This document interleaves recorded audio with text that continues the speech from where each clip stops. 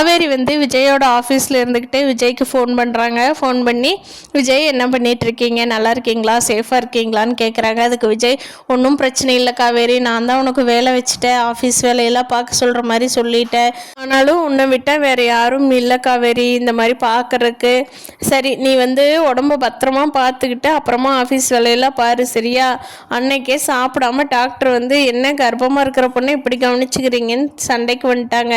நீ தயவு செஞ்சு சாப்பிடாம எந்த வேலையும் பார்க்காத காவேரி, உடம்ப பார்த்துக்கோ. நான் அட்வொகேட் பேசிட்டு தான் இருக்கேன், எவ்வளோ சீக்கிரம் வெளியே வர முடியுமோ வந்துடுறேன் சரியா அப்படின்னு சொல்கிறாங்க. அதுக்கு காவேரி, விஜய் எப்போ ஜாயிண்ட் அக்கௌண்ட்டெல்லாம் போட்டு விட்டீங்க, செக்லாம் நானே சைன் பண்ணலாலே பாஸ் ஆகுமா, இவ்வளோ நாள் நீங்கள் சொல்லவே இல்லை பார்த்தீங்களா அப்படின்னு கேட்குறாங்க. அதுக்கு விஜய் இருந்துட்டு, இந்த ப்ராசஸ் எல்லாம் நான் எப்போவே முடிச்சிட்டேன் காவேரி, இந்த பிரச்சனை முடிஞ்சோடனே உன்னை எம்டியாக கொண்டுட்டு வந்து ஆஃபீஸில் உட்கார வைக்கலான்னு நினச்சேன்.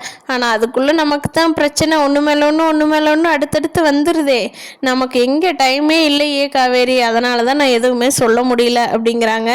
அதுக்கு காவேரி விஜய்கிட்ட, சாரி விஜய், உங்களை பற்றி புரிஞ்சுக்காமையே நான் இவ்வளோ நாள் மற்றவங்க படுத்துகிற கஷ்டத்தை விட நானும் சேர்த்து உங்களுக்கு கஷ்டத்தை கொடுத்துட்டேன், சாரி விஜய், உங்களை புரிஞ்சுக்காமல் இருந்துக்கிட்டேன் அப்படிங்கிறாங்க. அதுக்கு விஜய், பரவாயில்ல காவேரி, சுச்சுவேஷன் அப்படி அமைஞ்சிருச்சு, நீ என்ன பண்ணுவ, நமக்கு இப்போ தான் பிரச்சனை முடிஞ்சதுன்னு இருந்தேன், ஆனால் அதுக்குள்ளே பாரு, சரி எல்லாத்தையும் பார்த்துட்டு நம்ம சந்தோஷமாக இருப்போம், கூடிய சீக்கிரம் வந்துடுறேன் காவேரின்ட்டு ஃபோனை வச்சிடுறாங்க விஜய்.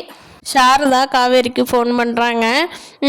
எங்கே காவேரி, உன்னை இங்கே எக்ஸிபிஷனில் காணோம், நான் ஸ்டால்கிட்ட வந்துட்டேன், உன்னை காணோம் அப்படிங்கிறாங்க. அதுக்கு அம்மா நான் வந்து அப்பளம் கம்பெனி விஷயமா வெளியதாம்மா வந்திருக்கேன், நீ ஸ்டாலுக்கு ஒத்துருக்கியாம்மா, சரி சரி வெயிட் பண்ணு நான் வந்துடுறேன், அப்படி இல்லைன்னா உனக்கு வீட்டில் வேலை இருக்குது அப்பளம் தேய்க்கணுன்னா போமா, நான் வந்து பார்த்துக்கிறேன், அங்கே 2 பேர் இருப்பாங்க இல்லையா, அவங்க பார்த்துக்குவாங்க ஸ்டாலை, ஒன்றும் பிரச்சனை இல்லைம்மா, நான் அப்பளம் விஷயமா தான் வெளியில் வந்திருக்கேன் அப்படின்னு சொல்லி காவேரி கேட்குறாங்க. அதுக்கு சாரதா, எங்கடி எங்கெங்கோ அலைஞ்சிக்கிட்டு இருக்கிற, பார்த்து ஒத்திலேயே எல்லாம் சுற்றிட்டு இருக்கிற, குமரன் தம்பி வேணா வர சொல்லட்டுமா அப்படிங்கிறாங்க. அதெல்லாம் ஒன்றும் வேண்டாம்மா, நானே எல்லா வேலையும் பார்த்துக்கிறேன், அதான் அவங்க 2 பேர் வேலைக்கு இருக்காங்க இல்லையா, அவங்க எனக்கு நல்லா ஹெல்ப் பண்ணுறாங்கம்மா அப்படின்னு சொல்லி காவேரி, அம்மா நீ வீட்டுக்கு போமா நான் வந்துடுறேன்னு சொல்லிட்டு ஃபோனை வச்சிடுறாங்க.